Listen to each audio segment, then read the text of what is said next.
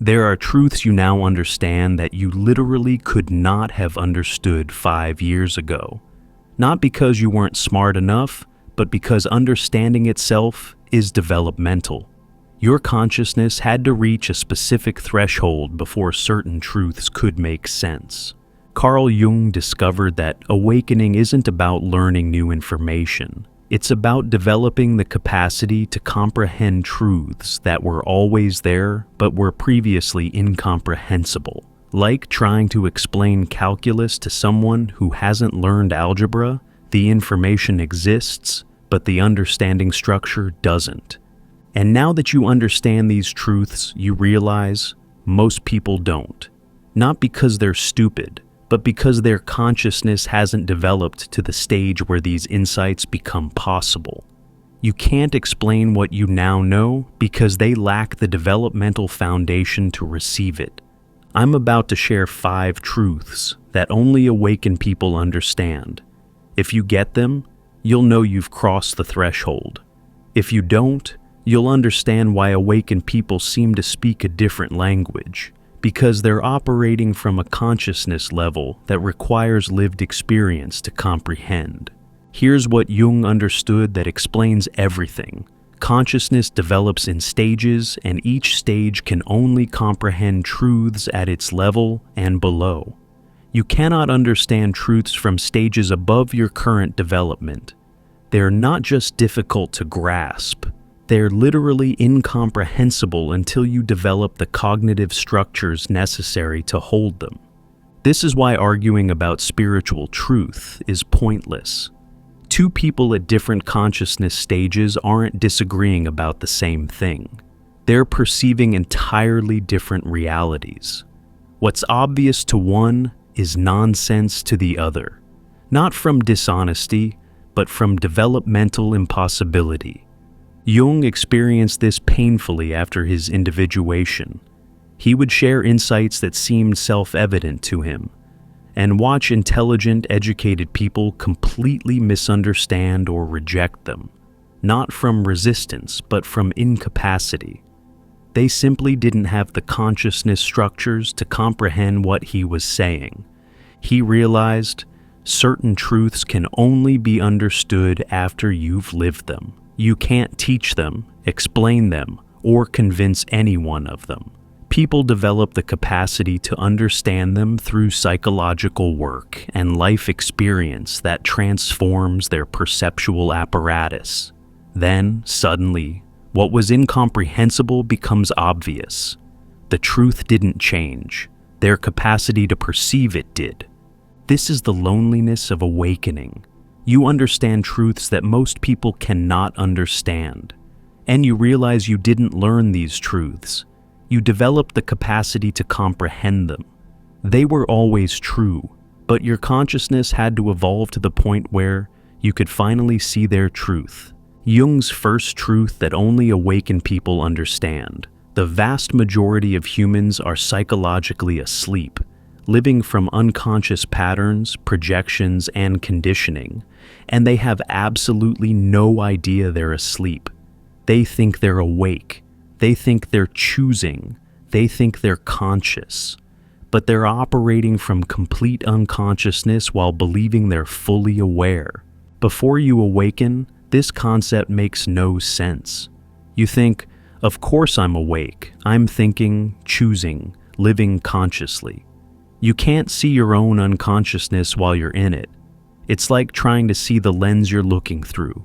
You can't, because you're looking through it. But once you wake up, you see it everywhere. You see people who think they're making choices but are actually repeating unconscious patterns inherited from parents, culture, trauma. People who believe they're thinking for themselves but are performing collective programming they've never questioned. People who are convinced they're seeing reality clearly while they're looking through layers of projection, conditioning, and psychological defense mechanisms they're completely unaware of. Jung called this collective unconsciousness. Masses of people operating from shared unconscious patterns, believing they are individually conscious. And the hardest part is, You can't wake people up by telling them they're asleep. Your words make no sense to them because they don't have the reference point of having been awake. It's like trying to describe color to someone who's been blind from birth. One of Jung's patients described the moment she understood this.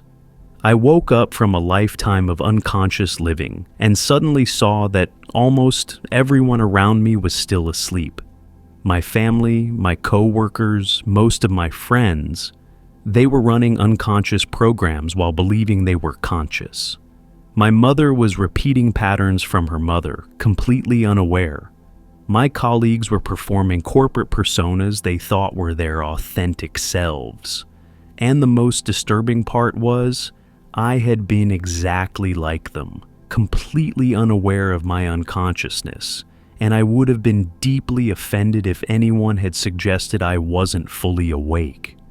She couldn't explain this understanding to the people still asleep without seeming arrogant or delusional. How do you tell someone they're unconscious when they're certain they're conscious? How do you explain that their choices aren't really choices but unconscious patterns playing out? You can't. They have to wake up first. Then they'll understand what you meant. This understanding creates profound loneliness because you're aware of a reality most people deny. You're watching humans operate from unconscious patterns while defending their unconsciousness as consciousness. You see the sleepwalking while everyone insists they're wide awake, and you remember, you were exactly like them. You were asleep thinking you were awake. You were unconscious defending your unconsciousness. The only difference is, something woke you up. But here's what makes this understanding devastating. You realize you can't wake people up. You can't convince them they're asleep. You can't explain what consciousness is to someone who's unconscious. All you can do is be awake yourself and hope that your presence might disturb their sleep enough that they begin to question whether they're truly conscious. Jung's second truth only awakened people understand. All your suffering, crises, breakdowns, and dark nights weren't random misfortune. They were your psyche's way of forcing you awake. Every painful experience was your unconscious trying to interrupt your sleep because you wouldn't wake up voluntarily. Before awakening, suffering feels like bad luck, punishment, or meaningless pain. You don't understand why these things keep happening to you. You think you're cursed or broken or doing something wrong. But after awakening, you look back and see. Every crisis was perfectly designed to shatter the false structures you were clinging to. Every breakdown was precisely targeting the persona you were hiding behind. Every dark night was destroying the identity that was preventing your authentic self from emerging. Your psyche orchestrated all of it, not consciously, but through the unconscious wisdom that knows what you need to become whole. And what you needed was to have everything false stripped away until only truth remained. But the only way to strip away the false is through suffering that makes clinging to it more painful than letting it go. Jung understood this through his own experience. His break with Freud, his psychological crisis, his years in what looked like madness. He later realized these weren't breakdowns but breakthroughs his psyche orchestrated. His unconscious was destroying his identity as Freud's successor because that persona was preventing his authentic work from emerging. The suffering forced him to let go of who he thought he should be so he could discover who he actually was. One man who'd awakened through a series of devastating losses described his understanding. I lost my marriage, my career, my health, my faith, everything I'd built my identity on. While it was happening, I thought I was being destroyed. I was angry at God, at fate, at the universe for taking everything from me. After awakening, I understood I was being liberated. My psyche had to destroy every false structure I was clinging to because I would never have let go of them voluntarily. The suffering wasn't punishment. It was initiation. My soul was trying to wake me up, and I kept hitting the snooze button, so it had to create crises painful enough that I couldn't ignore them anymore. This understanding changes your relationship to suffering completely. You stop asking, "Why is this happening to me?" and start asking, "What is this trying to teach me?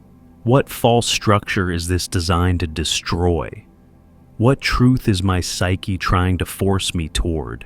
You begin to see suffering not as your enemy, but as your soul's way of getting your attention when you're living too far from truth. But here's why only awakened people understand this. Unconscious people need to believe suffering is meaningless, random, or unjust. Because if they understood that their suffering is their psyche trying to wake them up, they'd have to face the terrifying question: what am I refusing to see that's causing my unconscious to create this crisis? What false life am I living that my soul is trying to destroy? That question is too threatening before awakening. So they maintain the belief that suffering is meaningless, that bad things happen to good people, that life is random. It preserves their sleep. But once you wake up, you understand. Your suffering was never random. It was always your psyche trying to interrupt your unconsciousness. And now that you're awake, you understand why it had to be so painful. Because you were holding on to falseness so tightly that nothing less than devastating pain could make you let go. This doesn't mean you caused your suffering or deserved it.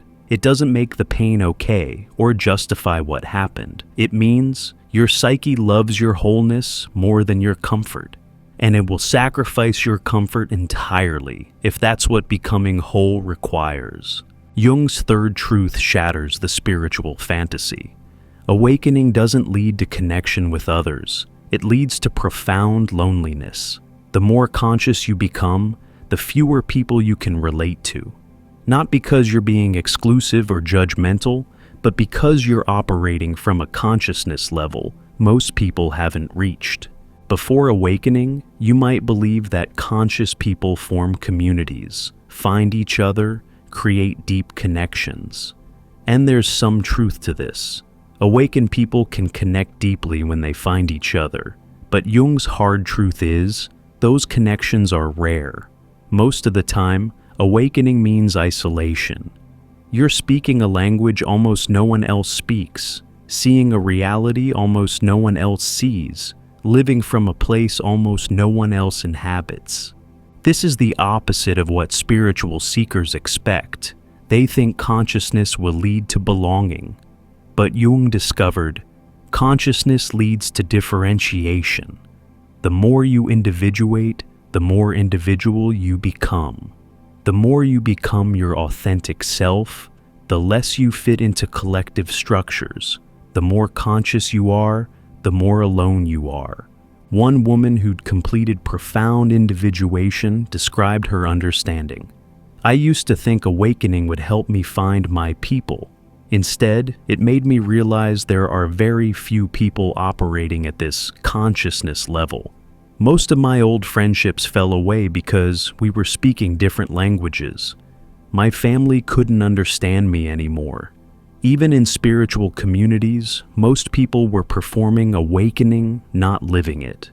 They were collecting teachers, techniques, and terminology, but they hadn't actually done the deep psychological work. I became more alone than I'd ever been. And I understood. This is what consciousness costs. The more awake you become, the fewer people can meet you there. This understanding is devastating because it means you can't have both consciousness and community in the way you hoped. You can have deep connections with the rare few who've also awakened, but most of your life will be spent in a loneliness that comes from perceiving realities most people deny. Jung himself experienced this acutely. Despite his fame, his students, his influence, he was profoundly lonely. Very few people could actually see him past their projections. Very few could meet him at the depths he inhabited. He understood that this loneliness was the price of consciousness, and it never fully resolved. Even surrounded by admirers, he often felt psychologically alone. But here's what only awakened people understand about this loneliness. It's not a problem to solve. It's a reality to accept. You're not lonely because you're doing something wrong or because you're not trying hard enough to connect. You're lonely because consciousness separates you from collective belonging. And that separation is necessary. You can't stay in collective consciousness and individuate. You can't remain asleep and awaken. You can't keep collective belonging and become authentically yourself. The loneliness is proof you chose truth over comfort. You chose consciousness over belonging. You chose authentic selfhood over collective acceptance. And Jung would say, that choice is the most courageous thing humans can do. But it comes at the cost of the belonging you once had. Only awakened people understand this because only they've lived the loss of collective belonging while gaining individual truth. They understand you can't have both. And they've made peace with the loneliness being the price of consciousness, not because they like it, but because they understand it's necessary. If you're understanding these truths, that most people are asleep and don't know it, that your suffering was your psyche trying to wake you up, that consciousness brings loneliness, not community. You've crossed a threshold most people never reach. These aren't beliefs you adopted. They're realities you can finally comprehend because your consciousness developed enough to hold them. Before we explore the final two understandings that might be the most important, check out our new guide, True Self-Discovery, with 24 practical reflection exercises designed to help you find your way within. Click below to get True Self-Discovery. Let's continue, because these next two truths reveal why you can't save anyone else, and why you were never supposed to. Jung's fourth truth destroys the savior complex. You cannot wake anyone up who isn't ready. You cannot save anyone from their unconsciousness. You cannot do someone else's individuation work for them. Every attempt to awaken others is not just futile, it's actually interfering with their psyche's timing. Before awakening, you might believe that if you just explain clearly enough, love deeply enough, or show enough evidence, you can wake people up. You think your awakening should help awaken others. You want to share what you've learned, help people avoid the suffering you went through, guide them toward consciousness. But Jung discovered consciousness cannot be given. It must be developed, and it develops according to each psyche's unique timing. Your attempts to force someone's awakening before they're ready aren't helping them. You're trying to rush a process that has its own wisdom and pace. One therapist who'd trained in Jungian work described her understanding. I used to think my job was to wake my clients up, to push them toward insights I could see they needed. I'd get frustrated when they didn't see what seemed obvious to me. Then I understood. My job is to hold space for their psyche's process, not to force my timing onto their journey. Some clients come for years and never wake up. Others have one session and something cracks open. I don't control that. Their unconscious does. And the timing is perfect for them, even when it looks like resistance or avoidance to me. She had to let go of the savior fantasy that she could rescue people from their unconsciousness. Instead, she learned to trust that every psyche knows exactly when it's ready to wake up, and attempts to force that timing actually create more resistance. Jung saw this in his own life repeatedly. People would come to him hoping he'd awaken them, expecting him to give them the key that would unlock their consciousness. He learned he couldn't. All he could do was create conditions where awakening might happen if the person was ready. But the awakening itself, that was between them and their unconscious. He couldn't force it, control it, or make it happen on his timeline. This understanding is devastating if you're watching people you love suffer in unconsciousness, your partner refusing to see their shadow, your parent repeating destructive patterns, your child making choices you can see will cause pain. You want to shake them awake, show them what you see, save them from their unconscious patterns. But Jung's hard truth is, you can't. Not because you don't know enough or aren't trying hard enough, but because awakening is developmental. Each person's unconscious knows when they're ready, and your attempts to override that timing are not love. They're your inability to accept that you can't control someone else's consciousness development. Here's what only awakened people understand. Letting people stay asleep when you can see their suffering is one of the most loving things you can do, because you're trusting their psyche's wisdom over your desire to rescue them. You're allowing them their own timing, their own process, their own journey toward consciousness, even when watching them suffer is excruciating for you. This doesn't mean you abandon people or stop caring. It means you stop trying to force their awakening. You offer truth when asked. You hold space without pushing. You model consciousness without demanding they match it. And you make peace with the fact that some people you love may never wake up. That's their path. You don't get to control it, no matter how much you can see what they're missing. Jung's final truth completely inverts conventional spirituality. Your darkness is not something to eliminate or transcend. It's as essential to your wholeness as your light. The goal isn't to become all light. It's to integrate light and dark into conscious wholeness. Only awakened people understand that the shadow isn't the enemy.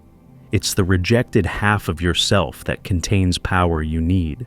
Before awakening, spirituality looks like becoming better, lighter, more pure, more loving, more enlightened. You think the goal is to eliminate your darkness, heal your shadow, transcend your lower nature. You're trying to become a being of light, leaving the darkness behind. But Jung discovered this is spiritual bypassing. Darkness that's rejected doesn't disappear. It goes unconscious and acts out through projection, compulsion, and symptom. The only way to true wholeness is to consciously integrate what you've rejected, not eliminate it, integrate it. Your anger isn't something to heal, it's power you've been afraid to own. Your selfishness isn't something to transcend, it's healthy self-protection you've been taught to call sin. Your aggression isn't something to eliminate. It's the assertiveness you need, but have been too afraid to express. Your shadow isn't your enemy. It's the disowned parts of yourself that contain the very qualities your wholeness requires. One man who'd integrated his shadow through Jungian analysis described his understanding. I spent years trying to be spiritual by eliminating my darkness.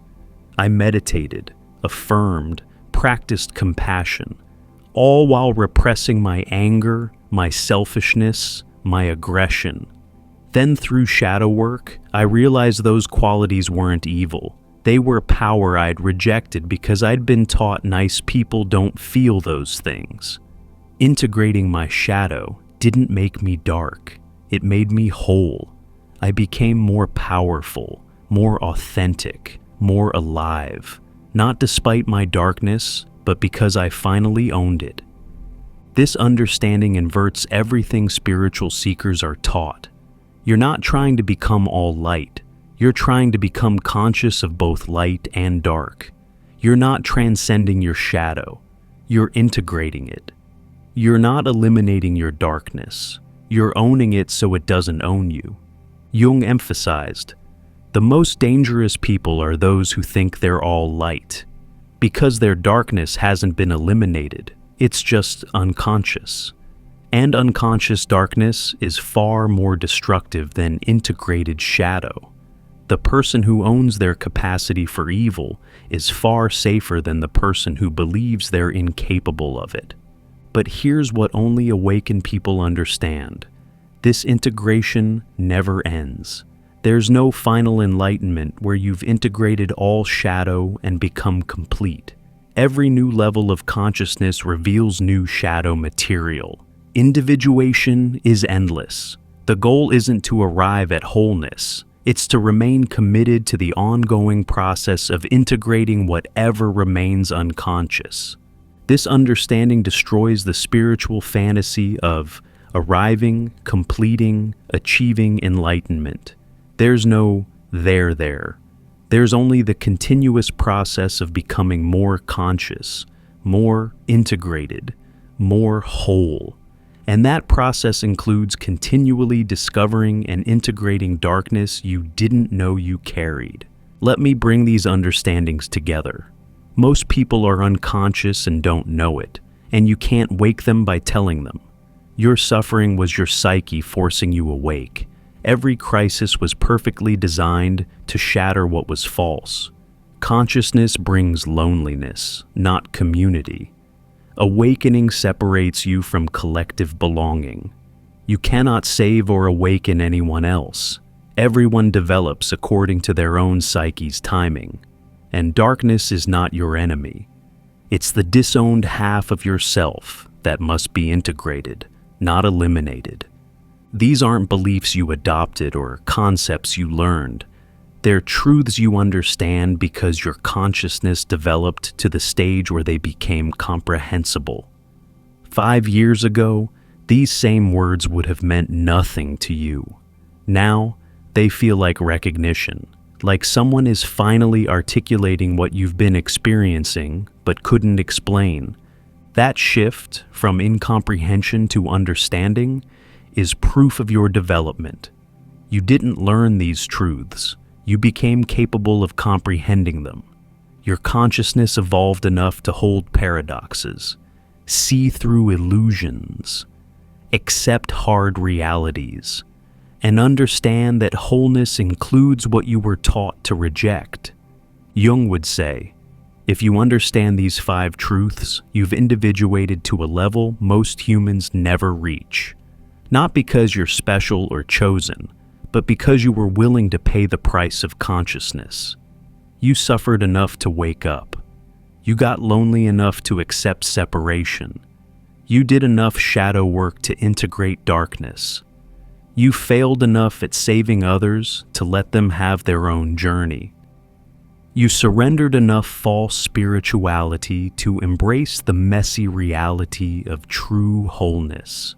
These understandings are the markers of psychological maturity that most people never develop, and you can't explain them to anyone who hasn't reached this stage. All you can do is live from this understanding and trust that your consciousness might give others permission to develop theirs when they're ready. If you understand these truths, Jung would want you to know, you've crossed into a consciousness that most people will never comprehend. Not because they're incapable, but because they haven't done the work, survived the initiations, or developed through the stages necessary to understand what you now know. This means you'll spend much of your life unable to explain what you understand. People will misinterpret your words, project their own meanings, or reject what you're saying entirely. Not from bad faith, but from developmental impossibility. They don't have the consciousness structures to receive what you're offering. Stop trying to make everyone understand.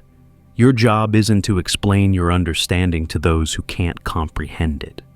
Your job is to live from this understanding and trust that your lived truth might create a field where others' understanding becomes possible when they're ready.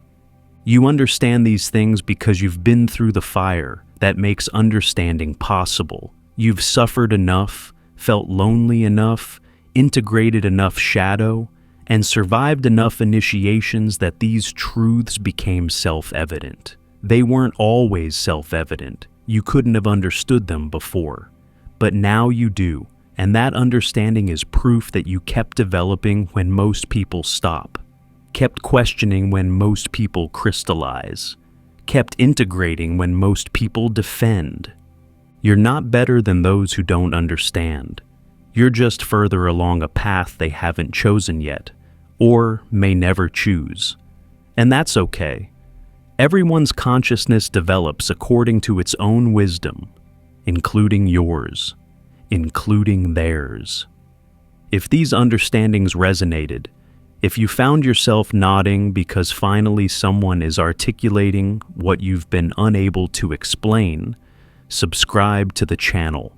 To dive even deeper into Jung's revolutionary psychology and what it means for your spiritual awakening, click the recommended video on your screen now.